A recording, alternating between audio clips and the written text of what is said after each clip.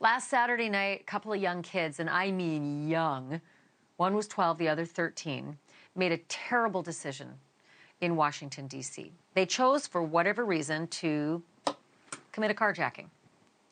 And police say surveillance video caught the 13-year-old approaching from the passenger side, the 12-year-old over at the driver's side. Both kids had their hands on their waistbands, like mimicking that they were packing heat. Maybe they were, maybe they weren't, don't know.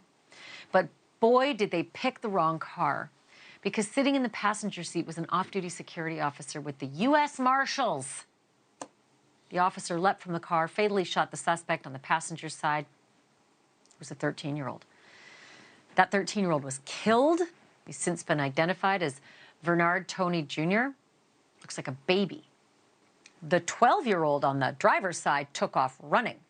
Again, caught on surveillance video. And his mom saw the video and then turned him into the police.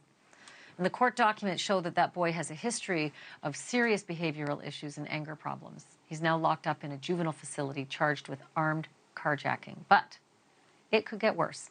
I want to bring in criminal defense attorney Dwane Cates to answer a couple questions. Dwane, thanks for being on. First of all, what is the worst thing that can happen to a 12-year-old in the juvenile system, if that's where he stays, with an armed carjacking charge? Well, a 12-year-old, they've kind of set the limit at 15 in D.C., the legislature did. So it's going to be almost impossible to transfer him to criminal court, to adult court. So the worst that can happen to him if he gets convicted of even murder is that he stays in juvenile facility till he's 21 years old.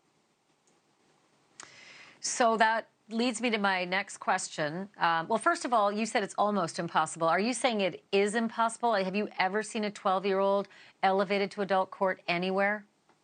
I have. In Arizona, it can happen. You have to have a juvenile transfer hearing where you have a big proceeding in front of a judge. A judge has to make that decision. But from what I've read in D.C., the cutoff is 15. If you're not 15 years old, they can't move you to adult court. Okay. So this is the scenario most people just cannot understand if they don't work within the legal profession, and it is crazy. But this 12-year-old is at the driver's side. The 13-year-old's at the passenger side. The carjacking victim gets out and shoots the 13-year-old. The 12-year-old didn't shoot anything. He just took off. But he, under the statute of felony murder, was in the commission of a felony when a death resulted, and thereby, under the law, could be charged with felony murder. I just don't know if you can do that with a 12-year-old in juvie, can you? Well, you can charge him with felony murder, but the outcome's going to be the same. He'll get out when he's 21. Felony murder, you have to be in the commission of a serious or dangerous felony at the time that somebody dies, which he was. He fits the definition of felony murder. But again, I don't think because he's 12 years old, they're going to do that.